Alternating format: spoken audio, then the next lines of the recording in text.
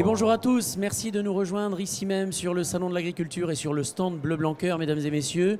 Depuis le début de cette journée des tables rondes, des nouvelles, des bonnes nouvelles. Et la bonne nouvelle du jour, c'est qui le patron, le beurre, c'est qui le patron estampillé Bleu Blanc Cœur arrive enfin dans nos magasins, mesdames et messieurs. Alors, pour parler bien sûr de ce mariage entre c'est qui le patron et Bleu Blanc Cœur, nous allons avoir une fois encore Nathalie Carroise qui est directrice de Bleu Blanc Cœur. Nous avons également Laurent Pasquier qui est le cofondateur de C'est qui le patron. Et puis nous allons avoir bien sûr plusieurs personnes, notamment notre ami Yves qui est ici, c'est bien ça Yves, voilà. Yves Gavard qui nous arrive de Normandie, à côté d'Avranches, hein, il me semble. Vous êtes nouvellement Bleu Blanc Cœur. En ce qui vous concerne, monsieur, vous êtes Cédric Bouvet. Depuis 10 ans, vous êtes Bleu Blanc Cœur, en l'occurrence, et vous arrivez de Bretagne et notamment d'Ille-et-Vilaine. Nous avons avec nous également Nathalie Julia, qui nous fait partie de la maison Eurial. Et enfin, monsieur Pierre Christ, qui est consommateur engagé. Alors Nathalie, vous allez co-animer avec moi, bien sûr. Je vais vous laisser déjà faire la petite introduction. Merci. Bienvenue à tous et puis ravi de vous avoir là aujourd'hui pour ce temps fort, ce lancement du beurre C'est qui le patron Bleu Blanc Cœur. Donc c'est un travail de maintenant quelques mois qui a été opéré et puis on en est d'autant plus ravis que le partenariat avec les éleveurs Coralis Eurial dure depuis plus de 10 ans et c'est l'aboutissement de voir arriver la démarche du consommateur, de travailler collectivement entre producteurs, consommateurs tous ensemble et de voir aboutir ce produit dans les rayons. Donc on va en savoir plus tout de suite. Bien sûr, Laurent Pasquier, je vais vous laisser prendre le micro, bien sûr, cofondateur et président de la marque C'est qui le patron. Est-ce que vous pouvez nous réexpliquer un petit peu le principe et les particularités de C'est qui le patron? Alors, C'est qui le patron? C'est une démarche qui vise à ce que les consommateurs puissent reprendre la main sur leur consommation. Donc, c'est des consommateurs comme vous et moi, et on veut savoir maintenant ce qu'on a dans nos produits qu'on peut acheter dans les supermarchés, dans les rayons. Et donc, à travers un questionnaire à choix multiples qu'on propose sur un site internet, on va pouvoir choisir les différentes caractéristiques du produit, que ce soit le côté éthique, le côté environnemental, le côté qualité, le côté origine aussi, qui est un point très fort. Donc ce questionnaire, il démarre d'un prix très bas, le prix le plus bas qu'on peut trouver dans les rayons. Il y a donc les réponses qui correspondent à ce qu'est un produit plutôt discount qu'on trouve dans les rayons de supermarché, qui sont déjà présélectionnés.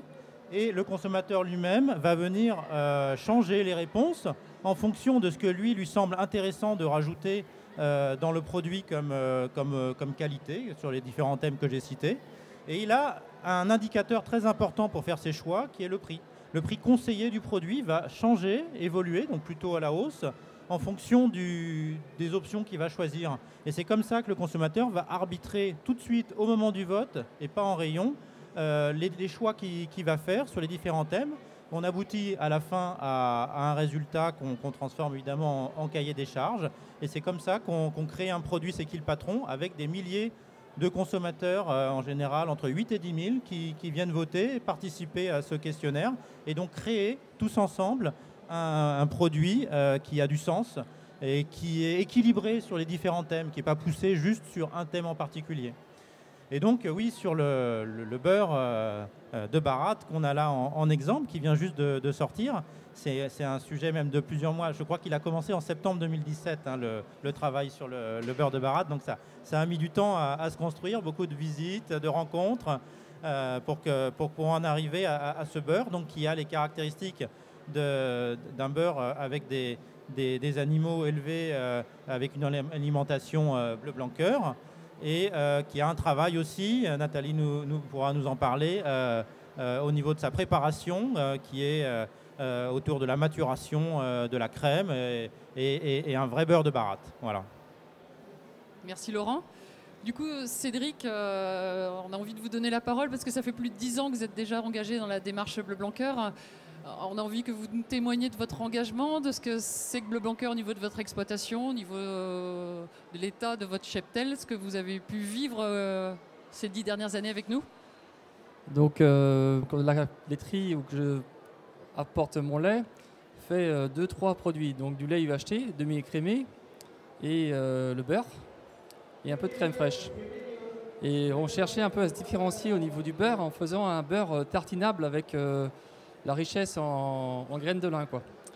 Donc on peut, avec ce beurre-là, sur des biscottes, sur des cracottes, étaler le beurre sans casser les biscottes, les cracottes. Donc on est une quinzaine à avoir adhéré dans les années 2010 à la démarche Bleu Blanc Cœur. Bon, dans le cahier des charges, c'est comment on a beaucoup de choses à respecter. On a des choses qu'on a le droit, des choses qu'on n'a pas le droit, des choses qu'on ne connaissait pas avant qu'on met maintenant. Donc c'est la graine de lin, les luzernes, les légumineuses. Et tout ce qui est toute sauce soja, déjà à l'époque, OGM, les huiles de palme, les huiles de foie de morue, etc., etc. Tout ça, c'est interdit, quoi. Donc moi, au niveau de la production de mes vaches, ça a augmenté. La santé de mes animaux s'est améliorée. Et donc, on a en plus un accompagnement de la laiterie au niveau d'une prime qui aidait à payer, nous, l'aliment qui coûte un peu plus cher que du tourteau de soja, quoi. Très bien, justement à côté, on va laisser la parole à un tout nouvel arrivant, à la fois pour Bleu Blanc Cœur et à la fois pour C'est qui le patron. Qu'est-ce que ça vous apporte, vous, ce genre de combinaison de filières, en quelque sorte, et au sein de votre filière, pour vous? Me concernant, c'est juste une transition vers du mieux-être, en fait. Parce que ce qu'il faut dire, c'est derrière le Bleu Blanc Cœur, c'est quand même une amélioration du bien-être animal. Les vaches, elles sortent plus, c'est une obligation dans le cahier des charges. Donc aujourd'hui, on a du pâturage qui est obligatoire. Et on a des valeurs oméga 3 qu'on parle au niveau des analyses de lait qui doivent être importantes. Donc pour ça, soit on valorise le pâturage de manière importante, soit on intègre dans la ration des éléments comme le lin et autres légumineuses, comme disait Cédric. Donc je suis nouveau dans la démarche, parce qu'en fait je suis là que depuis le mois d'octobre. Il y a eu une période de conversion. Donc, concernant l'alimentation, il fallait qu'elle soit non OGM, chose qui, pour moi, ne me changeait pas parce que j'étais déjà en démarche colza. Et concernant le troupeau, pour l'instant, c'est pas facile à dire parce qu'au bout d'un an, on a peu de retours. Ce qui est certain, c'est qu'on a une meilleure santé, c'est certain. Pour la reproduction, c'est plus important, c'est meilleur aussi. Et dans un premier temps, on voit du bon. Alors après, maintenant, c'est sur la valorisation au niveau du lait. On a des lignes qui s'ajoutent et on a un prix qui commence à être un peu plus élevé, donc une meilleure rémunération. On va en profiter pour passer à Nathalie. Nathalie Julien, nous expliquer un peu la démarche, tout le travail qui a été fait pour que la collaboration existe entre Bleu Blanc Cœur et C'est qui le patron? Alors, on a donc du lait Bleu Blanc Cœur depuis un certain nombre d'années, comme on vous a expliqué. On avait 15 éleveurs bretons inscrits dans cette démarche. On a rencontré C'est qui le patron il y a à peu près 1 an et demi. Et on a trouvé le projet intéressant pour justement avoir de nouveaux débouchés pour nos produits, notamment au niveau national, puisqu'on était plutôt concentré sur la Bretagne et la Normandie avec le lait de nos éleveurs. Et on a donc été chercher de nouveaux éleveurs pour pouvoir avoir les volumes suffisants pour cette démarche, donc en Normandie notamment. Et il nous a fallu quelques mois pour convaincre tout le monde, faire la transition au non-OGM. Et depuis 1 mois, on retrouve les produits dans nos linéaires. Donc ces produits, ce beurre est fabriqué dans notre usine de Cesson-Sévigné à côté de Rennes en Bretagne, dans une baratte traditionnelle. Donc c'est vraiment un beurre fait de la façon la plus simple et la plus naturelle possible. Comme on a pu vous le dire, c'est un beurre qui est tartinable en sortant du frigidaire, donc c'est lié à la présence en oméga 3. Et on est très fiers de cette démarche qui nous permet de valoriser le lait de nos éleveurs, de 25 éleveurs convaincus qui ont pris le risque de changer leur pratique d'élevage et qui voient maintenant le fruit de leur travail récompensé. Donc cette démarche valorise vraiment le lait de vos produits, notamment la démarche C'est qui le patron, c'est bien ça? Exactement, ça nous aide en complément de ce qu'on fait sur la Bretagne et la Normandie avec notre marque Agrilé. Ça nous aide à avoir une portée nationale avec la marque C'est qui le patron et de valoriser le lait de nos éleveurs. Voilà. Pierre Christ, qui est juste à côté de vous, fait partie des consommateurs engagés. D'ores et déjà, vous pouvez nous expliquer un petit peu ce que c'est?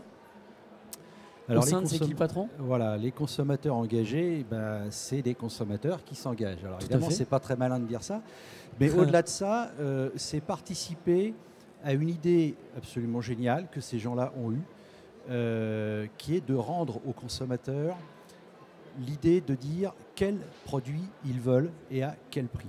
Et c'est ce qu'expliquait tout à l'heure Nicolas, c'est que Laurent, pardon, je confonds avec l'autre patron, ils sont deux. Dans le cahier des charges qui vous est proposé, vous allez sur Internet, vous regardez le cahier des charges, vous avez un prix de départ, et ensuite on vous pose des questions. Comment voulez-vous par exemple, je ne sais pas, pour le beurre, est-ce que vous voulez un beurre dont les vaches sont françaises ou européennes? Est-ce que vous voulez un beurre fait dans telle condition ou dans telle autre, etc., etc. Au fur et à mesure que vous rajoutez vos critères, pas les critères de d'autres, mais les vôtres, la facture augmente. Ça donne un produit qui aujourd'hui fait 2,79 €, si je ne me trompe pas. Voilà. Mais ce qui est assez extraordinaire et unique dans le monde de la consommation, c'est que c'est la première fois que ces gens-là disent aux consommateurs, si vous n'êtes pas satisfait des produits qu'on vous vend un peu partout, dites-nous qu'est-ce qui vous ferait plaisir et à quel prix. Voilà. Donc moi, c'est ça qui m'a séduit. C'est une démarche qui va vers le consommateur et qui lui demande ce qu'il veut. Et ce qui est extraordinaire, c'est que ça marche. Et c'est d'autant plus valorisant pour des producteurs qui se disent, il y a des gens qui sont prêts à payer, certes, un petit peu plus cher, pas beaucoup plus cher, mais un petit peu plus cher que le prix normal, mais qui derrière ont un produit d'un point de vue qualitatif qui répond totalement à leurs exigences. C'est des dizaines, des centaines de milliers de gens qui sont prêts à répondre à ce critère. Personne avant eux n'avait réussi à faire ça. Aujourd'hui, ça fonctionne.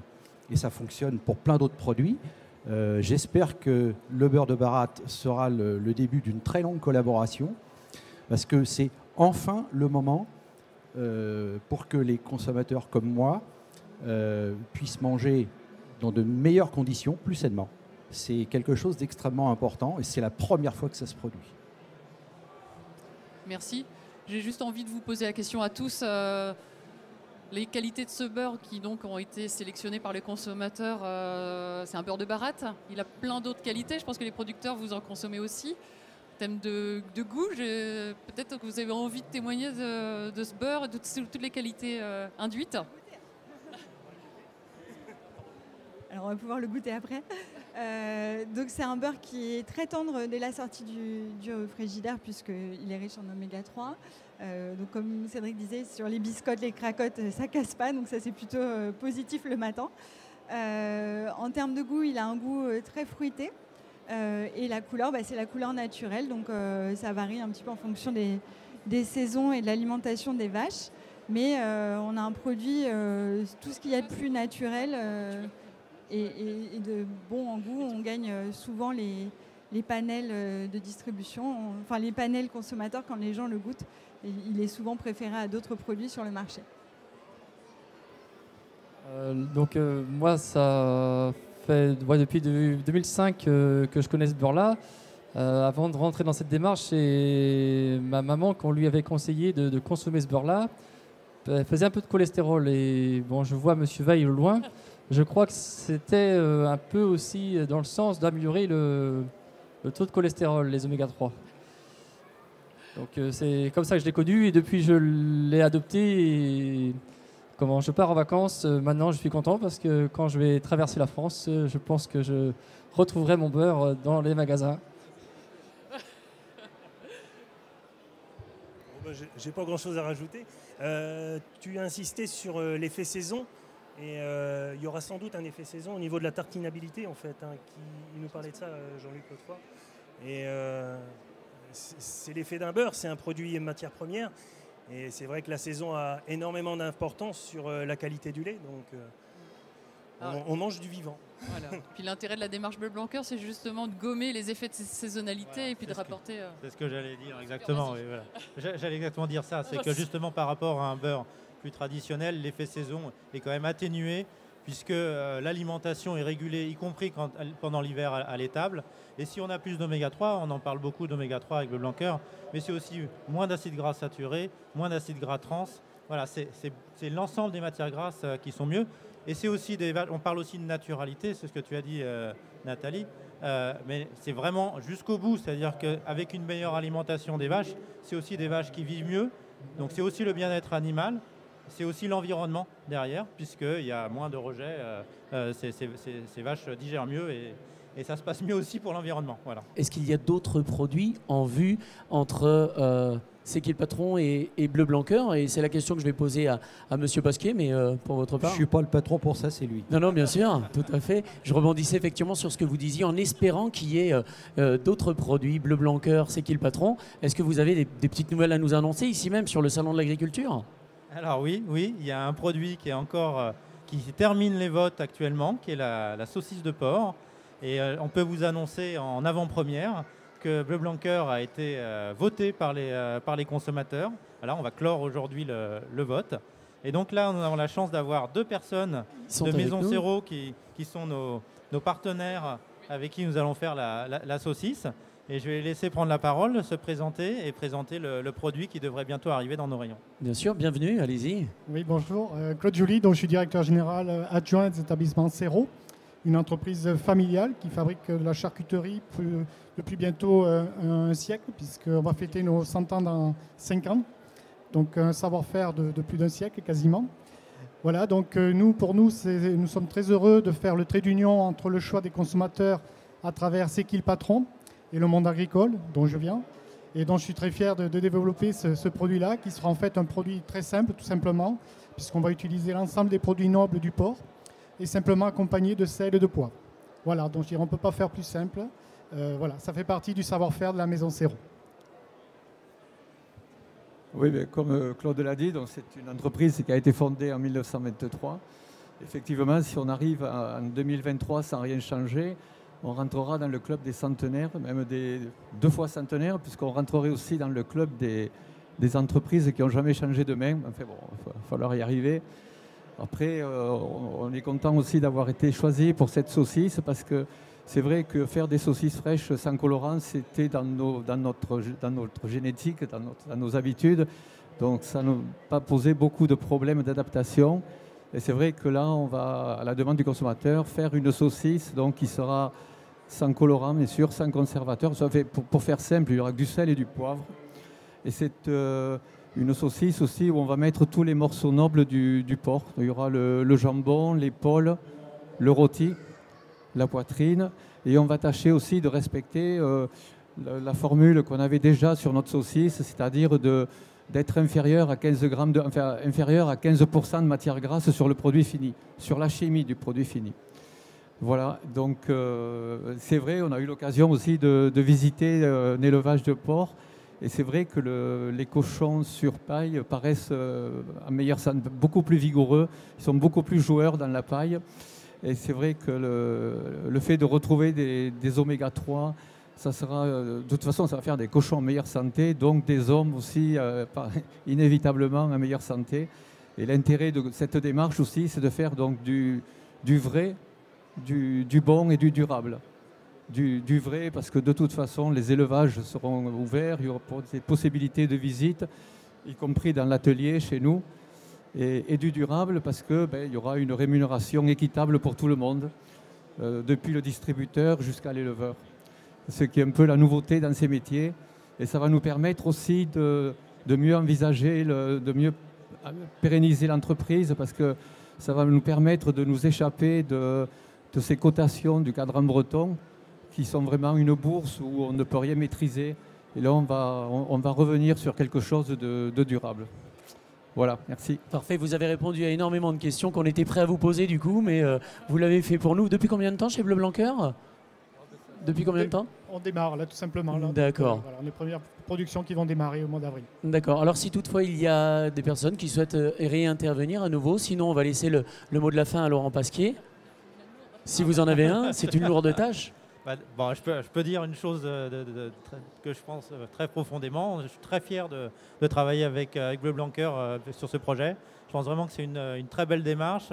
Un travail de fond longuement mené, puisque Bleu Blanc Cœur, c'est 20 ans de travail pour arriver là où vous êtes. Vous êtes en train de développer aussi d'autres cahiers des charges. Je pense qu'il faudra le faire savoir aussi. Voilà, donc et d'autres produits peut-être avec vous, du coup, sur d'autres sujets. Ce serait bien. Voilà. Eh bien voilà, on pensait avoir une bonne nouvelle à vous annoncer. On en a annoncé 2 du coup. Le beurre bleu blanc cœur, estampillé, c'est qui le patron, estampillé bleu blanc cœur. Et puis la saucisse également qui arrivera prochainement dans les étals. Mesdames et messieurs, bon appétit à toutes et à tous.